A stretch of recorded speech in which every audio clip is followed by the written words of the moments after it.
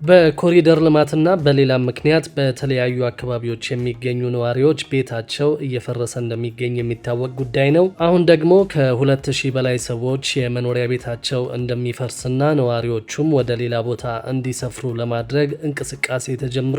ቤቶቹ የት አካባቢ ነው የሚፈርሱት የሚለውንና ለነዋሪዎቹስ ምን ታሰበ የሚለውን በዝርዝር እንመለከታለን። በሌላው መረጃችን ደግሞ የምንመለከተው ጉዳይ ከኢትዮ ቴሌኮም የአክሲዮን ሽያጭ ጋር በተያያዘ አዲስ መረጃ ይፋ ወጥቷል። በዚህ መረጃ መሰረት አክሲዮን የገዙ ሰዎችን በተመለከተ ውሳኔ የሚሰጥበት ጊዜ በይፋ መታወቁን ለማረጋገጥ ችለናል። ሰላም ውድ ቤተሰቦቻችን፣ መረጃዎቹን የት ሀገርና የት ከተማ ሆናችሁ እየተከታተላችሁ እንደምትገኙ በሀሳብ መስጫው ላይ ጻፉልን። በየትኛው ርዕሰ ጉዳይ ላይ መረጃ እንድናቀርብላችሁ እንደምትፈልጉ ማሳውቁን።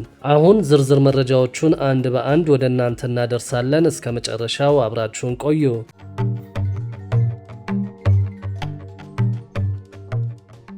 ከ2000 በላይ ሰዎች የመኖሪያ ቤታቸው እንደሚፈርስና ነዋሪዎቹም ወደ ሌላ ቦታ እንዲሰፍሩ ለማድረግ ሰፊ እንቅስቃሴ መጀመሩን ሰምተናል። የኢትዮጵያ አየር መንገድ በቢሾፍቱ አቅራቢያ ለሚያስገነባው አዲስ የአውሮፕላን ማረፊያ ከ2000 በላይ አባወራዎች ከመኖሪያቸው እንደሚነሱ የተነገረ ሲሆን ለተፈናቃዮቹ ደግሞ አየር መንገዱ መኖሪያ ቤት ሰርቶ ያስረክባቸዋል ተብሏል። የአየር መንገዱ ዋና ስራ አስፈጻሚ አቶ መስፍን ጣሰው የኢትዮጵያ አየር መንገድ ከቤታቸው ለሚያነሳቸው 2500 አባወራዎች መኖሪያ ቤቶችን እንደሚገነባና በሚቀጥለው ዓመት ህዳር ወር እንደሚያስረክባቸው እንዲሁም በተመሳሳይ ጊዜ ደግሞ የአውሮፕላን ማረፊያው ግንባታ ይጀመራል ተብሎ እንደሚጠበቅ ተናግረዋል። በቢሾፍቱ አቅራቢያ ይገነባል የተባለው ይህ ግዙፍ የአውሮፕላን ማረፊያ 3500 ሄክታር መሬት ላይ የሚያርፍ መሆኑ የተገለጸ ሲሆን ከመሬታቸው የሚነሱ አባወራዎች በህዳር ወር ወደ አዲሱ መኖሪያ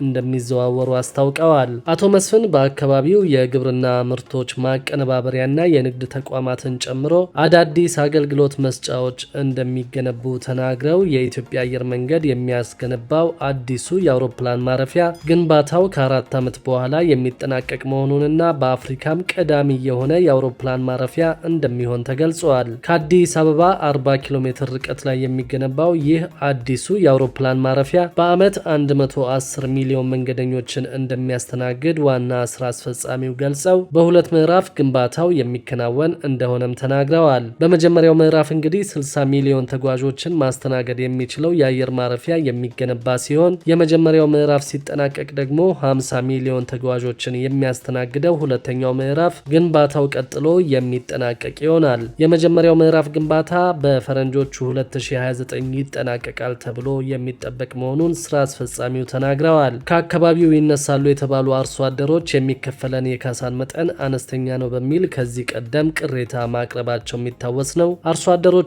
የተቃውሞ ሰልፍ ለማድረግ ሲንቀሳቀሱ የነበረ ሲሆን የቤት ግንባታው መረጃን በተመለከተ ግን ከአርሶ አደሮቹ በኩል የተሰማ ሀሳብ የለም። በሌላ በኩል ደግሞ ከኢትዮ ቴሌኮም የአክሲዮን ሽያጭ ጋር በተያያዘ አዲስ መረጃ ይፋ ወጥቷል። መንግስታዊው የቴሌኮም አገልግሎት አቅራቢ ኢትዮ ቴሌኮም በመጀመሪያ ዙር እያንዳንዳቸው 300 ብር ዋጋ ያላቸውን 100 ሚሊዮን መደበኛ አክሲዮኖችን ከህዳር ወር ጀምሮ ለገበያ ማቅረቡ የሚታወስ ሲሆን ተቋሙ በሸጣቸው አክሲዮኖች ዙሪያ ለህዝብ ተከታታይ መረጃ አለማድረሱና ቀጣይ መርሃ ግብሮች ተብለው በወቅቱ የተቀመጡት ቀናት በማለፋቸውም በብዙዎች ዘንድ አግራሞትን እየፈጠረ የሚገኝ መሆኑ ተገልጿል። የአክሲዮን ገዢዎችን በጉዳዩ ዙሪያ ኢትዮ ቴሌኮምን ምላሽ እንዲሰጣቸው ሲጠይቁ መቆየታቸው የሚታወቅ ነገር ነው። ኢትዮ ቴሌኮም እንግዲህ ከጥር 23 ጀምሮ ተቀባይነት ያገኙ አክሲዮን ገዢዎችን እንደሚለይ፣ ተቀባይነት ያላገኙ አክሲዮን ገዢዎችን ደግሞ እስከ ሚያዝያ 7 ቀን ጀምሮ ገንዘባቸውን መመለስ እንደሚጀምር ከዚህ ቀደም ይፋ አድርጎ ነበር። አንደኛ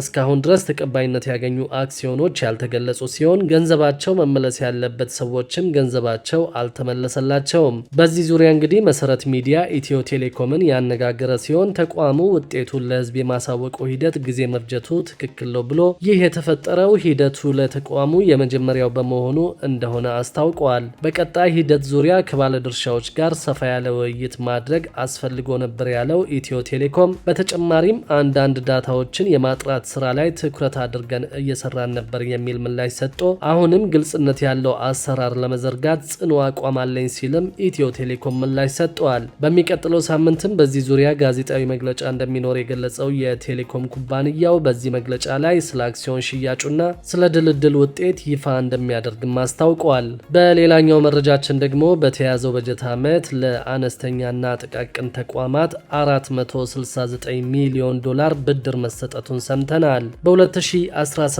በጀት ዓመት በ9 ወራት ውስጥ ለ2654 አምራች ኢንተርፕራይዞች 469 ሚሊዮን ዶላር ድጋፍ ማድረጉን ያስታወቀው ደግሞ የኢትዮጵያ ኢንተርፕራይዝ ልማት ድርጅት ነው። በጨርቃጨርቅና በአልባሳት፣ በቆዳና ሌጦ ውጤቶች፣ በእንጨትና ብረታ ብረት ምርቶችና በሌሎችም ዙሪያ የተሰማሩ 2654 ኢንተርፕራይዞች የመነሻ በጀትና የማምረቻ ማሽኑን ከመውሰዳቸው በፊት ስልጠና መውሰዳቸው ተጠቅሷል። በአነስተኛ ብድርና ቁጠባ ተቋማት በኩል የተደረገው የገንዘብና የመሳሪያ ማሽኖች ብድር ድጋፍ የተገኘው ከአውሮፓ ህብረትና ከዓለም ባንክ መሆኑን የኢትዮጵያ ኢንተርፕራይዞች ልማት የህዝብ ግንኙነት ስራ አስፈጻሚ አቶ ሮቤል አህመድ ተናግረዋል። በአጠቃላይ ባለፉት 9 ወራት 2752 አዳዲስ አነስተኛና መካከለኛ አምራች ኢንተርፕራይዞችን በማቋቋም እንዲሁም ደግሞ 10979 ኢንተርፕራይዞችን በማጠናከር ለ151726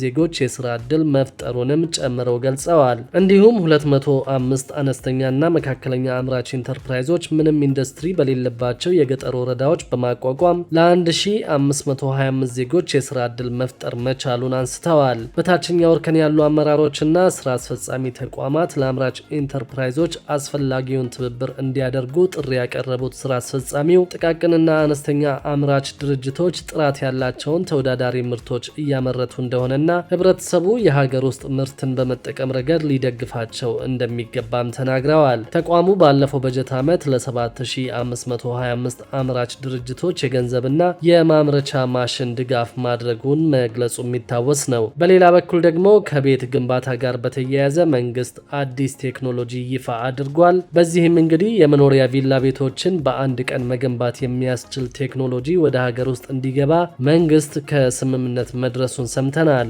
የፌዴራል ቤቶች ኮርፖሬሽን የ3D ኮንስትራክሽን ቴክኖሎጂን ወደ ሀገር ውስጥ ለማስገባት ከኦስትሪያው ባውሚት ግሩፕ ጋር መስማማቱን አስታውቀዋል። የኮርፖሬሽኑ ዋና ስራ አስፈጻሚ አቶ ረሻድ ከማል በኦስትሪያ ዎፊንግ ከተማ ከግንባታ ቴክኖሎጂ አቅራቢው ኩባንያ ከፍተኛ የስራ ኃላፊዎች ጋር የ3D የኮንስትራክሽን ፕሪንትን ኮርፖሬሽኑ ተግባራዊ ለማድረግ በሚችልባቸው ጉዳዮች ላይ ምክክር አድርገዋል። ኮርፖሬሽኑ ከዚህ በፊት የአሉሚኒየም ፍሬምወርክ የግንባታ ቴክኖሎጂን ከኦቪድ ጋር በመሆን ከኮሪያ በማስመጣት በስፋት ጥቅም ላይ እያዋለ ሲሆን የፕሪካስት የግንባታ ቴክኖሎጂን ከዋንኮ ኢታሊያ ኩባንያ ጋር በመሆን ተግባራዊ ለማድረግ እየሰራ መሆኑን ኮርፖሬሽኑ አመልክቷል። የ3D የኮንስትራክሽን ፕሪንት በአውሮፓና የእስያ ሀገራት ከቅርብ ጊዜ ወዲህ በስፋት ጥቅም ላይ እየዋለ ሲሆን በአፍሪካም በማላዊና በኬንያ ጥቅም ላይ ውሎ ውጤታማነቱ መረጋገጡ ተነግሯል። እያደገ የመጣውን ዘመናዊ የግንባታ ቴክኖሎጂ ፍላጎትና በኮንስትራክሽን ዘርፉ የሚታየውን የግንባታ ቴክኖሎጂ አቅርቦት ክፍተት ለመሙላት ከኦስትሪያው ባውሚቲ ግሩፕ ኩባንያ ጋር የተደረገው ስምምነት ከፍተኛ ሚና ይኖረዋል ተብሎ እንደታመነበትም ተጠቁመዋል። የ3D የኮንስትራክሽን ፕሪንት ከተለመደው የግንባታ ዘዴ ጋር ሲነጻጸር የግንባታ ወጪን ከግማሽ በላይ የሚቀንስና ውስብስብ የሚባሉ የቤት ዲዛይኖችን ተግባራዊ ለማድረግ የሚያስችል ቴክኖሎጂ እንደሆነም ተገልጿል። ቴክኖሎጂው 98 በመቶ የሚሆነውን ግብዓት ከሀገር ውስጥ የሚጠቀም ሲሆን ግዙፍ የመኖሪያ ቤት ግንባታዎችንና የኮንስትራክሽን ፕሮጀክቶችን በወራት ዕድሜ ለማጠናቀቅ የሚያስችል እንደሆነም ተመላክቷል። የመኖሪያ ቤት ቪላዎችን ደግሞ ከአንድ ቀን ባነሰ ጊዜ መገንባት የሚያስችል እንደሆነም ኮርፖሬሽኑ ባወጣው መረጃ አስታውቋል። ከፍተኛ የህዝብ ቁጥር ባላቸው የአዲስ አበባና በሌሎች ከተሞች በፍጥነት በጥራትና በተመጣጣኝ ዋጋ የመኖሪያ ቤትን ማቅረብ የሚያስችል በመሆኑ የ3D ኮንስትራክሽን ፕሪንት የግንባታ ቴክኖሎጂ በኢትዮጵያ የመኖሪያ ቤት አቅርቦት ላይ አዲስ አብዮት ሊፈጥር እንደሚችልም ይጠበቃል ተብሏል።